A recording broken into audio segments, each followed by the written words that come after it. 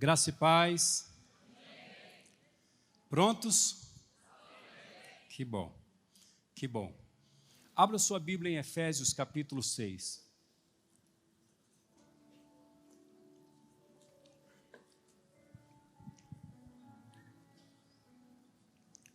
Eu prometo que eu vou ser rápido, porque eu quero gastar tempo mais com oração, impondo as mãos sobre vocês, eu e toda a equipe do presbitério, ministrando sobrenatural na sua vida.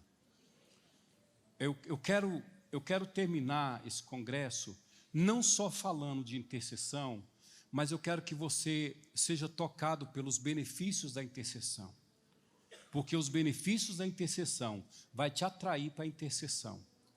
Somos motivados por prêmios. E quem sabe você vendo o prêmio que é reservado para um intercessor, você não se predispõe a se tornar um. Tá certo? Então a gente vai trabalhar mais ou menos isso aqui. Por que Efésios?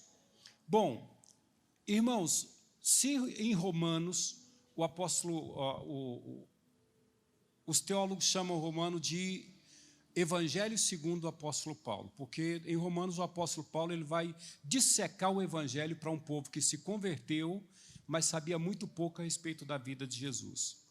Efésios é tido como a coroa da teologia do apóstolo Paulo.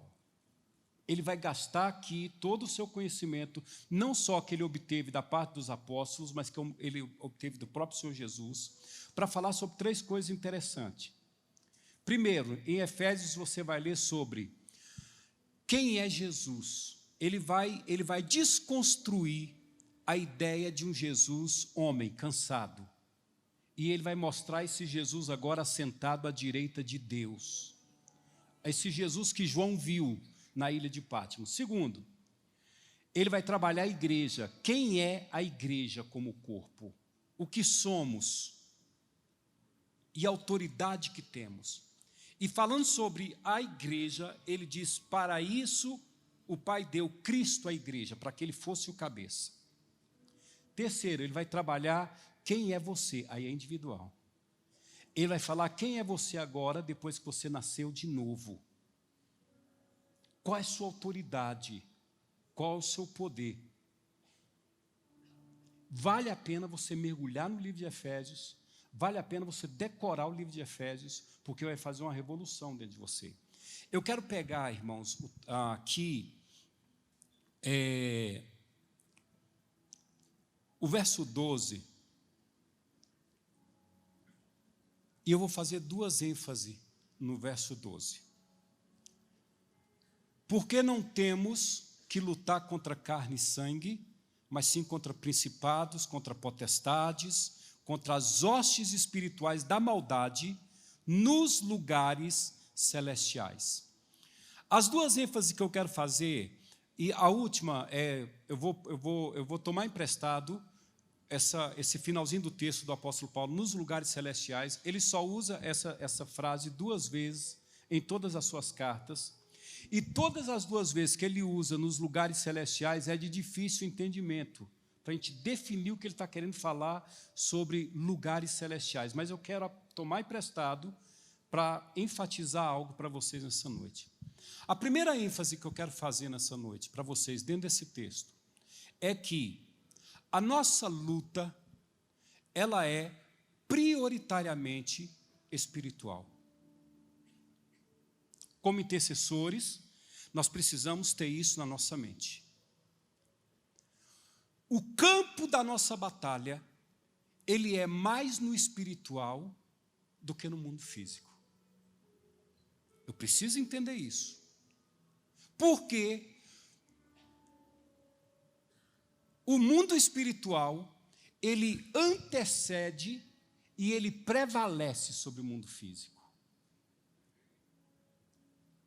Como diz os pentecostais, pegou a visão? Por que eu tenho que me mover mais no espiritual do que no físico?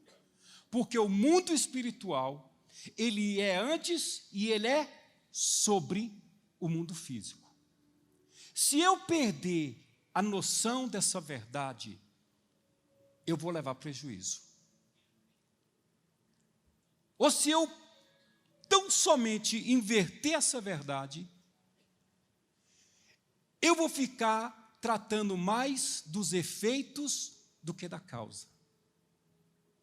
Eu vou ficar reparando mais cacos do que sendo de fato o protagonista da minha história. Porque Pedro deixa bem claro, nós não atentamos para as coisas que vêm, porque essas são passageiras. Nós atentamos para aquelas que não vemos, porque essas são eternas. Então, o nosso chamado, ele é prioritariamente para nos movermos no mundo espiritual. Nota, queridos, que todo momento digamos assim, de extrema importância no ministério de Jesus, era antecedido por momentos de intensa oração. Primeiro ele ganhava lá, depois ele trazia a vitória para cá. Antes do ministério, 40 dias no espiritual, 40 dias de batalha. Ele ganha lá no deserto. E aí a Bíblia diz que ele sai de lá, ele ganha lá, e ele vem cheio do Espírito, curando enfermos, expulsando demônios e anunciando o reino. Mas a vitória é conquistada antes. Antes da escolha dos 12, momento intenso de oração.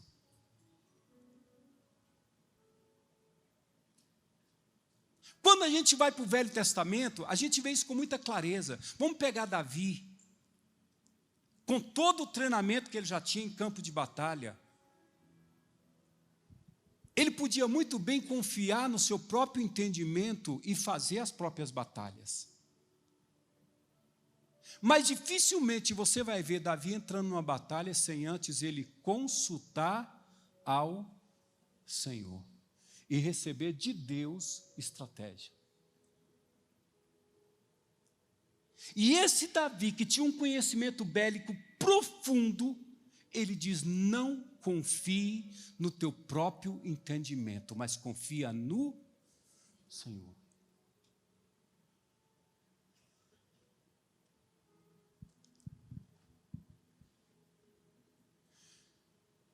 Quando o povo hebreu sai do Egito, um povo que tinha tido a sua identidade roubada, de príncipes para construtores, fazedores de tijolos, eles enfrentam uma batalha épica, logo no início, contra os amalequitas. Diferente do povo hebreu, os amalequitas eram um povo treinado em batalha. Eles pedem passagem, os amalequitas não deixam, e por cima ainda saem em combate contra o povo hebreu. Então nós temos um povo bélico contra um povo que havia perdido sua identidade. E a batalha começa a se travar lá embaixo. Mas lá em cima tinha um homem que ele estava segurando o cajado. Enquanto ele segurava o cajado aqui em cima, o povo hebreu prevalecia lá embaixo. Quando ele começava a cansar e baixar sua mão, os amalequitas prevaleciam. Escute bem, a batalha estava sendo decidida lá em cima e não lá embaixo. A Bíblia foi escrita para meu ensino. Eu não posso perder essa visão e me animalizar e começar a me mover só no império dos sentidos, porque eu vou me tornar um articulador. Só isso.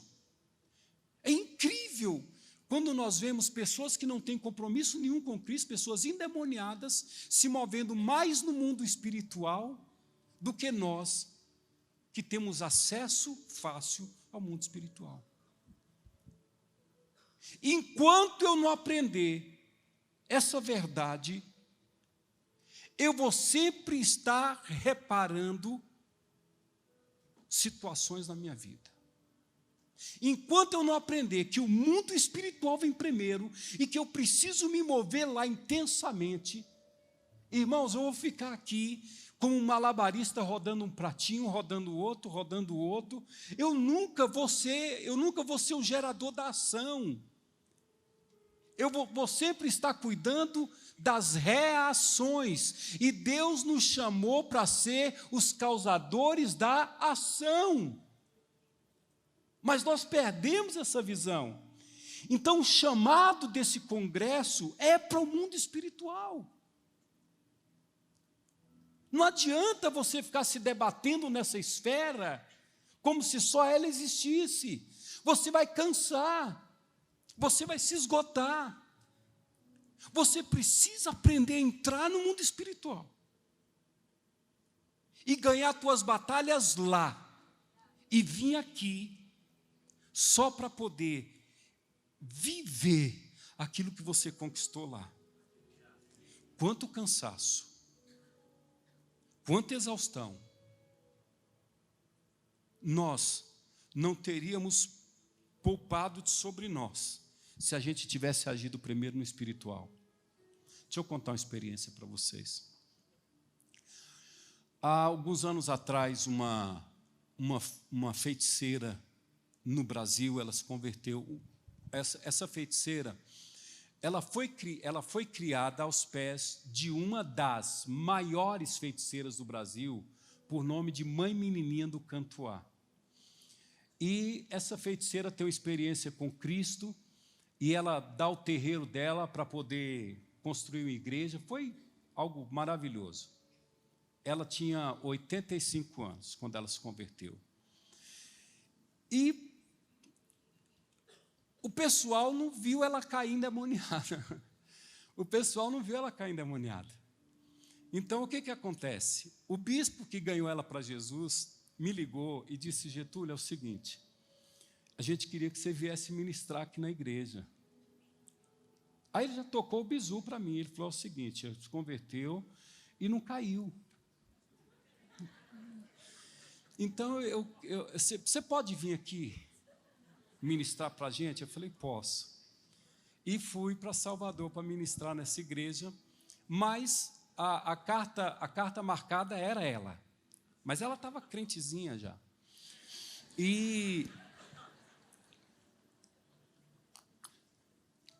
pastor Marciano vai levar um mês para arrumar isso que eu vou falar para vocês.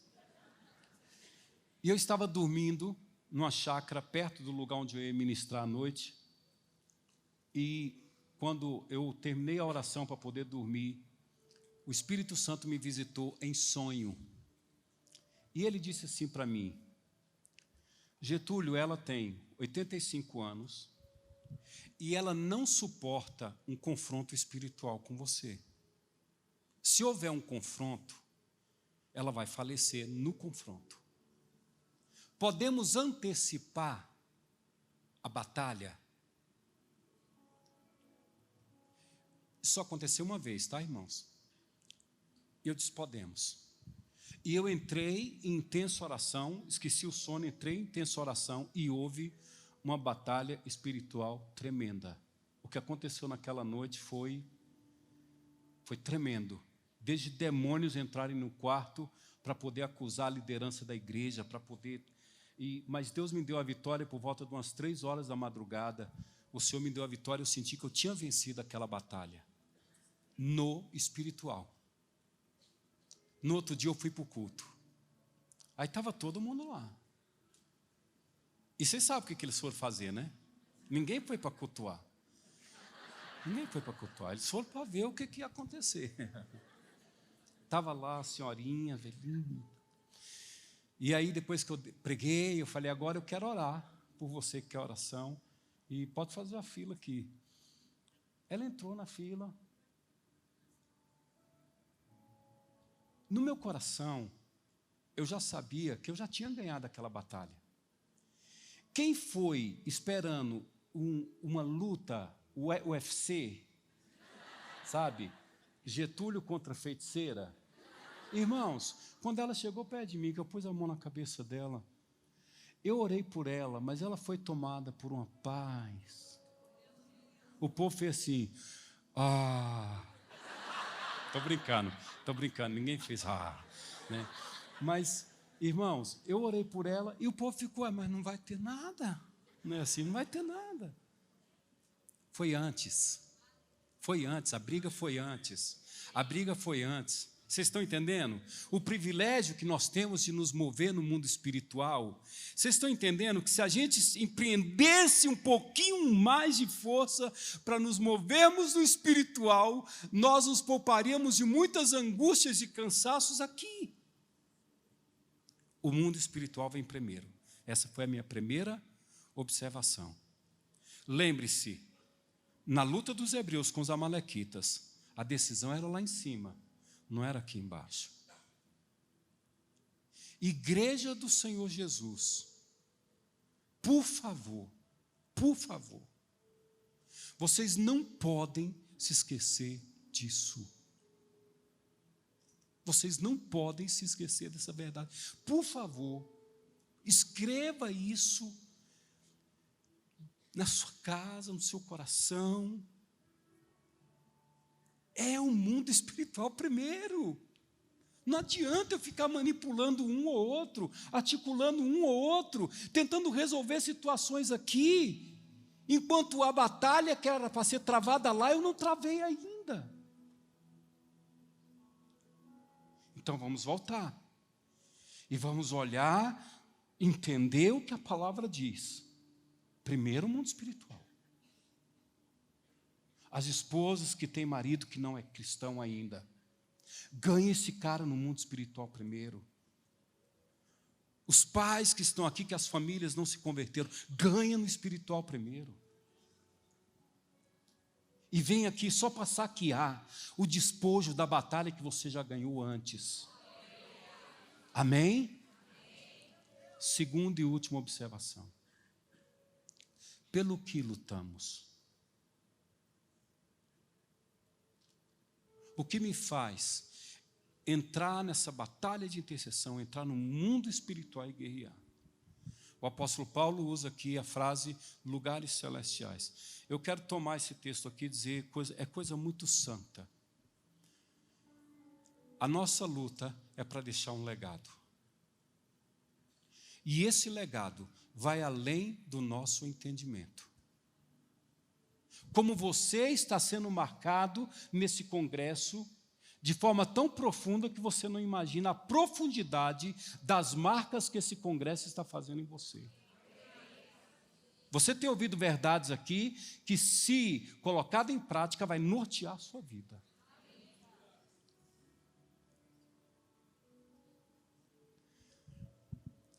Eu estava ministrando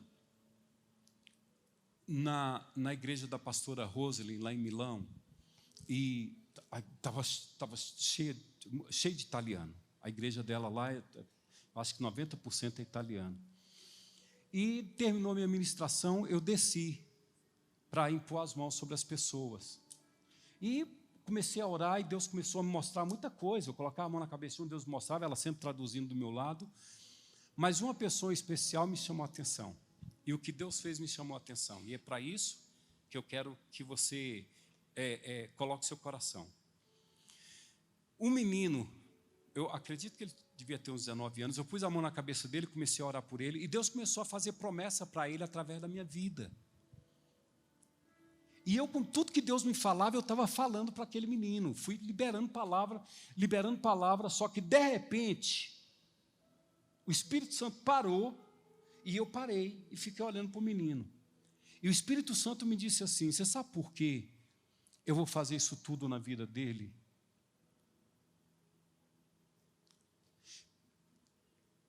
Pergunta para ele se a frase cuida dele para mim faz sentido.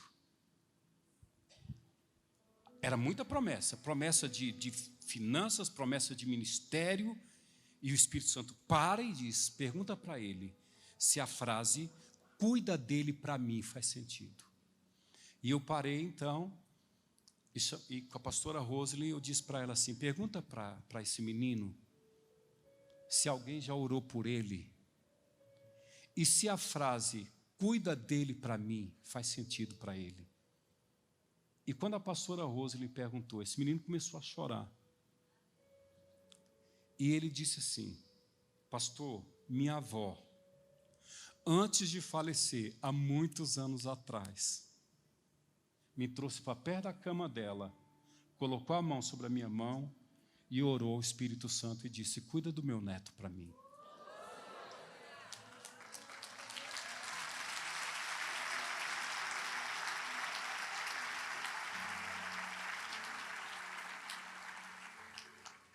Eu parei na hora. E eu disse: como o senhor está acumulando esse menino de vitória, atendendo a oração de uma pessoa que já faleceu. Eu me senti tão cuidado, eu me senti tão tranquilo em saber que Deus é um Deus cujas promessas são multigeracionais. Então, quando eu falo que a nossa luta é pelo legado, eu estou falando que a sua batalha na intercessão, a sua batalha na oração, ela tem uma finalidade: a sua descendência. A sua descendência. Você acha que o diabo iria aceitar perder uma família que há muitas gerações ele vinha reinando, trazendo na corrente? Há quantas gerações atrás Satanás vinha mantendo sua família aqui, no sofrimento, na decepção, na derrota, na doença, no vício, na prostituição, na separação, no suicídio, e ele vinha reinando absoluto. E de repente você entra na igreja e levanta uma mãozinha para Jesus. Alguém olhou e viu só uma pessoa. O diabo sabia que deixar você de pé iria significar para ele perder o sobrenome de uma família. Porque tudo começou em... Eu sei que tem muita gente aqui que está muito feliz. Porque tudo começou em você. Deus decidiu chamar você para que você parasse essa enxurrada de maldição, resgatasse o sobrenome da sua família, porque Deus decidiu fazer de você um divisor de águas na sua história, no sobrenome da sua família. Veja, escuta, veja quanta coisa está mudando por sua causa. Veja quanto sobrenatural, quanto de Deus já entrou dentro da sua família por sua causa.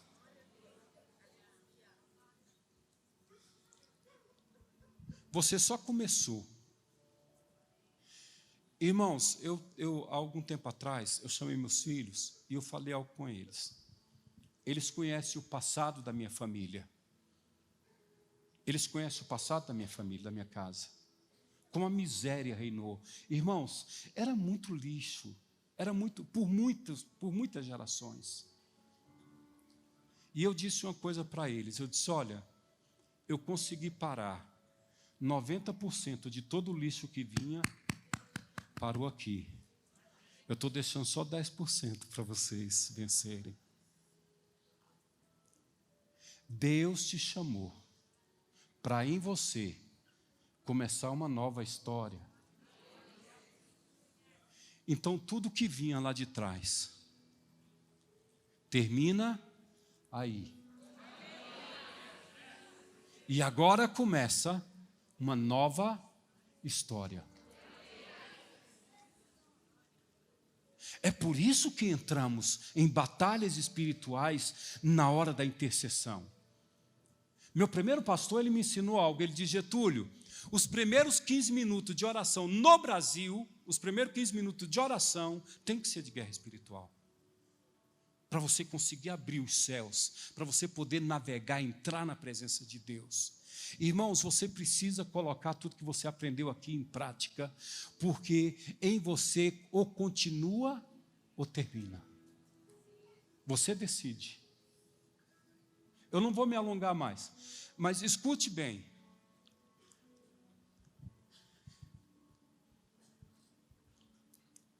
Você não pode desistir. Você não pode desistir. Eu sei que fraco às vezes. Eu sei que caímos. E dá vontade de parar às vezes. Né?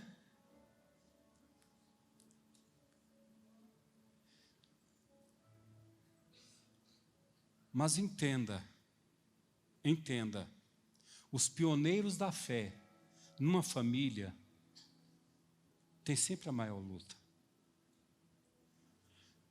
Eu não compreendia porque no meu tempo de novo convertido, eu vi os meninos tudo aleluiado, que nem a pastora Adriana.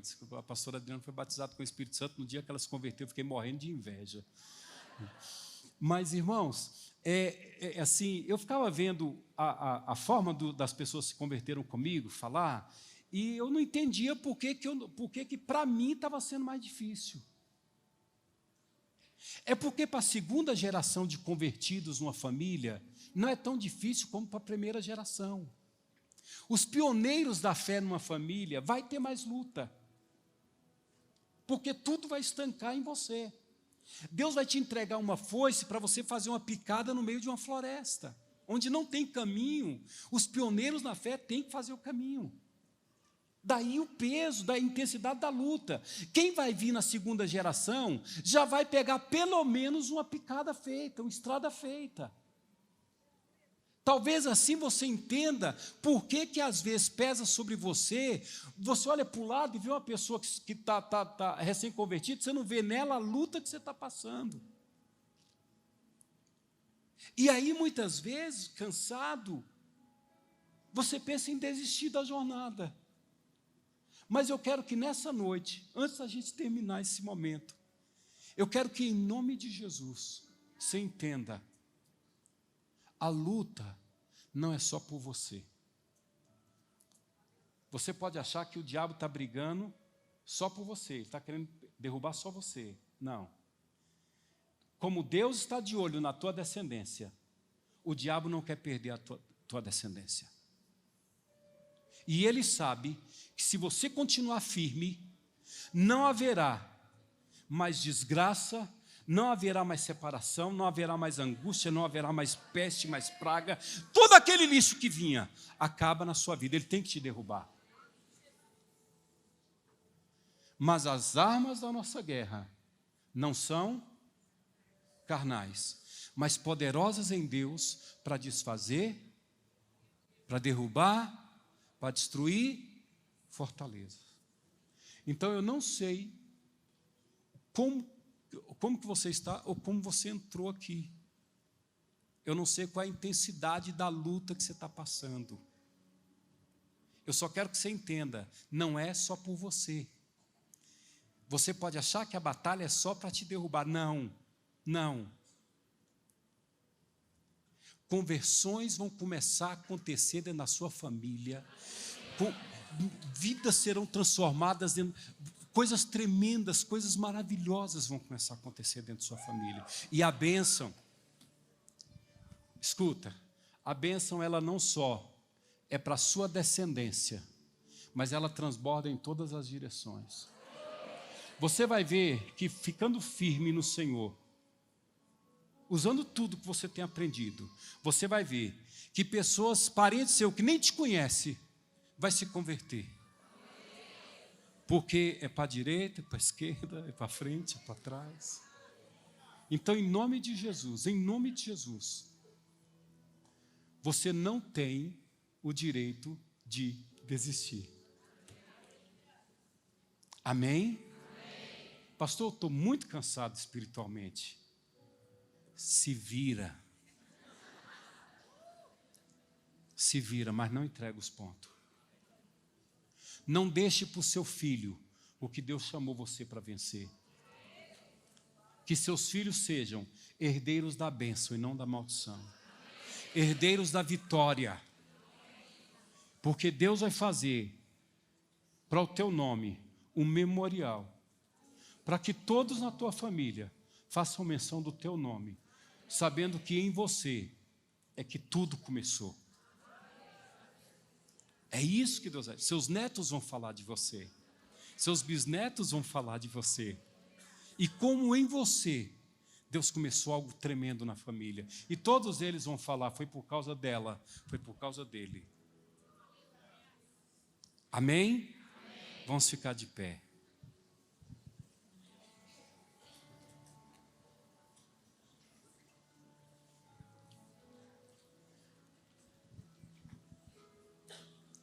Vamos nos mover no espiritual, entendendo, sem perder o foco.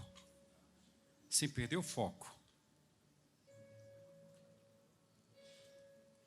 Eu sei que por mais improvável que você seja visto pela sua família, Deus decidiu usar as coisas tolas e fracas para confundir as sábias e fortes. E Deus, na plenitude do tempo, olhou para você. E Ele disse, é nessa pessoa que eu vou começar uma nova história nessa família. Eu comecei sozinho.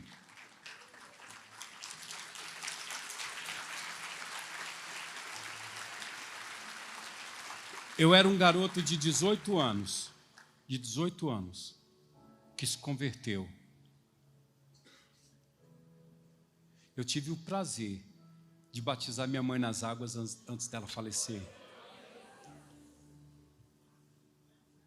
Essa vai ser a sua história também. Essa vai ser a sua história. Porque Deus te chamou para isso. Deus te chamou para isso. Eu coloco nas suas mãos a palavra que Deus falou para Abraão. Em ti serão benditas todas as famílias da terra. Todas as famílias da terra. Antes de eu orar por você e nós impormos as mãos, eu quero que você feche os seus olhos e eu quero que você entenda o poder que tem a oração. E eu quero que, a Valnice já falou sobre isso aqui, fazer declarações proféticas. Eu quero que você faça declarações proféticas agora. Que seja para o diabo ouvir. Fale, eu não vou desistir. Não vou desistir. Eu não vou soltar a mão do arado e não vou voltar atrás. Querendo ou não, o diabo vai ter que engolir a sua vitória, a sua bênção, porque você vai prevalecer, porque Deus te chamou para prevalecer. Então, faça declarações proféticas agora. Faça declarações proféticas agora.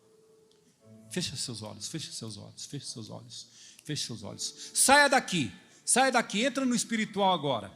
Entra no espiritual agora. Entra no espiritual agora. Entra no espiritual agora. Entra no espiritual agora. Nós chamamos a bênção de Deus sobre essa casa agora. Nós chamamos a bênção de Deus sobre essa família agora. Nós chamamos a bênção de Deus, aleluia, sobre o sobrenome dessa família agora. Nós ministramos a redenção do sobrenome dessa família agora, no nome do Senhor Jesus, no nome do Senhor Jesus. E eu declaro que o fraco se fortalecerá. Eu declaro em nome de Jesus que joelhos se fortalecerão, mãos se erguerão. Nós não vamos abrir mão de deixar o nosso legado, não só na nossa descendência, mas na nossa nação. Em nome de Jesus. Em nome de Jesus. Não abra os olhos, continua com os olhos fechados. Continua com os olhos fechados. Deus te constituiu um abençoador. É por isso que a fúria está grande.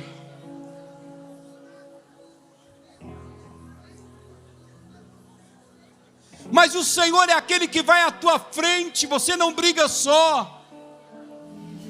Eu estava num culto, pouco tempo depois de eu me converter. Eu me converti na igreja presbiteriana. Fiz seminário na presbiteriana. Me casei na igreja presbiteriana.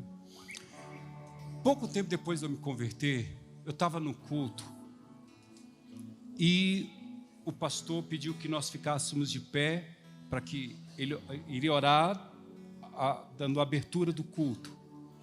E eu fiquei de pé, nós ficamos de pé da igreja. E quando o pastor começou a orar, eu olhei para o meu pé e o meu pé estava pegando fogo. Os meus 2 pés estavam pegando fogo. E eu fiz assim. E quando eu fiz assim, o fogo espirrou para minha mão e para minha vida. E eu fui incendiado naquela noite. Quando eu voltei ao normal, o meu pastor estava dando a bênção apostólica. Isso quer dizer que eu atrapalhei o culto todo. Eu fui batizado com o Espírito Santo.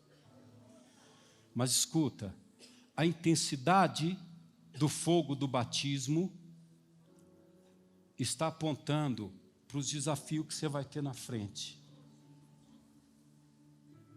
A intensidade do que você vai sentir aqui e agora, e do que você já está sentindo, é te preparando para ser vencedor nessa batalha. Então não deixa o fogo apagar não. Não deixa o fogo apagar não. Pastor, mas o quê?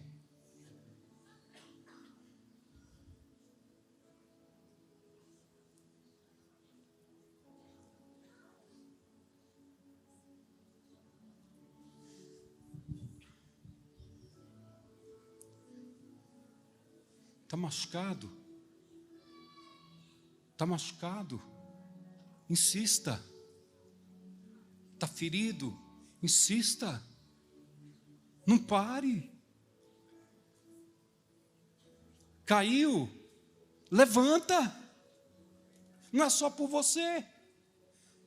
A batalha não é só por você. Está triste. Levanta. Por uma questão de honra, você precisa ver a bênção sobre a sua casa. E Deus quer honrar você. Eu pedi a Denise para separar uma canção para a gente. E eu quero orar impondo as mãos sobre você. Eu quero ministrar fogo na sua vida. Eu quero que você saia daqui nessa noite carregado. Eu quero que você saia daqui carregado.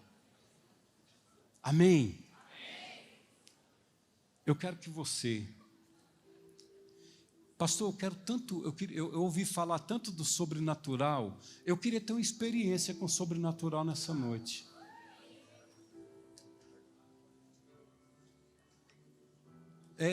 Pastor, arrebatamentos existem ainda na igreja da nossa... Existe? Pastor, batismo de fogo existe ainda? Existe? Está do nosso lado o tempo inteiro.